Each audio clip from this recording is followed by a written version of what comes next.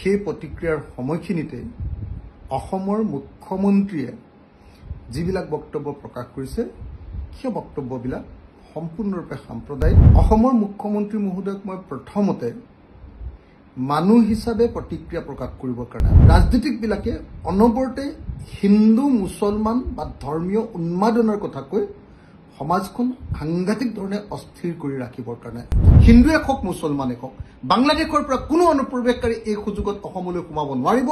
বাংলাদেশত চলি থকা অস্থিৰ পৰিস্থিতি সন্দৰ্ভত অসম আৰু ভাৰতবৰ্ষত যি প্ৰতিক্ৰিয়া হৈছে সেই প্ৰতিক্ৰিয়াৰ সময়খিনিতে অসমৰ মুখ্যমন্ত্ৰীয়ে যিবিলাক বক্তব্য প্ৰকাশ কৰিছে সেই বক্তব্যবিলাক সম্পূৰ্ণৰূপে সাম্প্ৰদায়িক আৰু সাম্প্ৰদায়িক উত্তেজনা সৃষ্টি কৰিব পৰা বক্তব্য।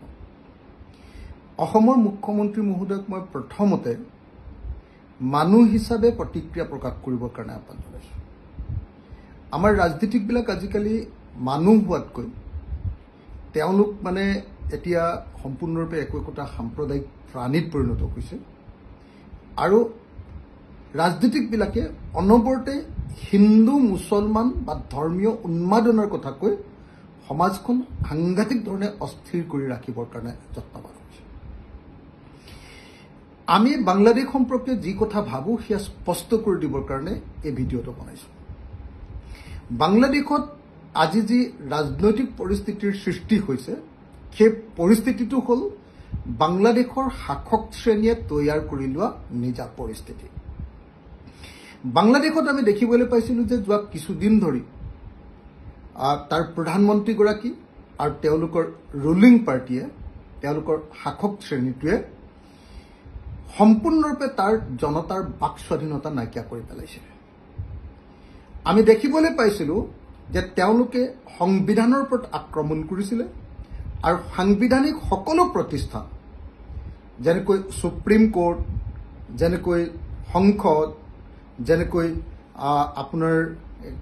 আপোনাৰ চৰকাৰ, এই আটাইবিলাকে কি কৰিছিলে, এই সাংবিধানিক সংস্থাবিলাক সম্পূৰ্ণৰূপে ৰুলিং পাৰ্টিৰ অধীনলৈ গৈছিলে।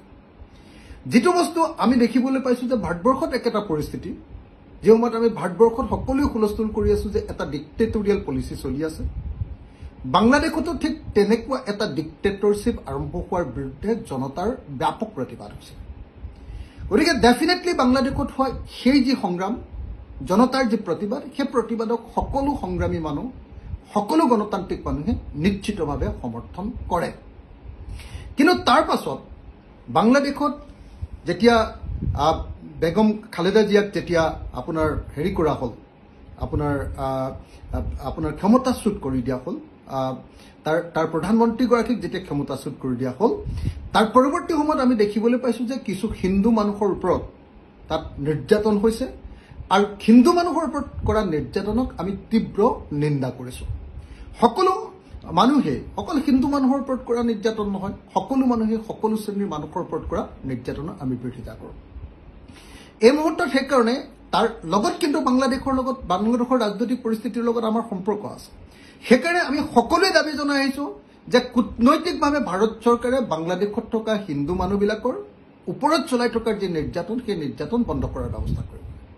কিন্তু এই সুযোগত কোনো পধ্যে বাংলাদেশৰ পৰা হিন্দুৱে হওক বা মুছলমানেই হওক কোনো মানুহকে কেতিয়াও অসম বা ভাৰতবৰ্ষত অনুপ্ৰৱেশ কৰিবলৈ অনুমতি দিব নালাগে আৰু কোনো পধ্যে অসমত সংস্থাপিত কৰিবলৈ দিব নালাগে। এইটোৱে হ'ল অসমৰ মানুহৰ কাৰণে মূল ইছ্যু। ইয়াত কোনো ধৰ্মৰ ইছ্যু নাই। ইয়াত ইছ্যুটো হ'ল যে অসমলৈ অনুপ্ৰৱেশ হ'ব নালাগে, ভাৰত বা বাংলাদেশৰ পৰিস্থিতিৰ সুযোগত ভাৰতলৈ অনুপ্ৰৱেশ হ'ব নালাগে। অনুপ্ৰৱেশৰ আমি বিৰোধিতা কৰিছোঁ। গতিকে এই প্ৰশ্নত কেতিয়াও গাজাৰ প্ৰশ্নটো আনি অসমৰ মুখ্যমন্ত্ৰীয়ে যি বক্তব্য প্ৰদান কৰিছে এয়া হ'ল সাম্প্ৰদায়িক বক্তব্য। গাজা ষ্ট্ৰীটত কৰা আক্ৰমণ ইজৰাইলৰ ডেফিনেটলি সকলোৱে বিৰোধিতা কৰিছে। ঠিক তেনেকৈ বাংলাদেশত হোৱা যিটো সংগ্ৰাম, সেই সংগ্ৰামক সকলোৱে সমৰ্থন কৰিছে। কিন্তু বাংলাদেশত সংগ্ৰামৰ নামত হিন্দুসকলৰ ওপৰত কৰা নিৰ্যাতনক আমি বিৰোধিতা কৰিছোঁ। কিন্তু সেই নিৰ্যাতনৰ নামত যদি অসম বা ভাৰতবৰ্ষত হিন্দুক সংস্থাপিত কৰিবৰ কাৰণে কোনোবা প্ৰচেষ্টা কৰে তাৰ আমি বিৰোধিতা কৰিছোঁ। সেইকাৰণে আমাৰ কথাটো স্পষ্ট, হিন্দুৱে হওক মুছলমানে হওক বাংলাদেশৰ পৰা কোনো অনুপ্ৰৱেশকাৰী এই সুযোগত অসমলৈ সোমাব নোৱাৰিব আৰু অসমত সংস্থাপিত কৰিব নোৱাৰিব। আৰু এই সুযোগ যদি বিজেপি চৰকাৰে দিব খোজে ইয়াৰ বিৰুদ্ধে ব্যাপক প্ৰতিবাদ কৰা হ'ব।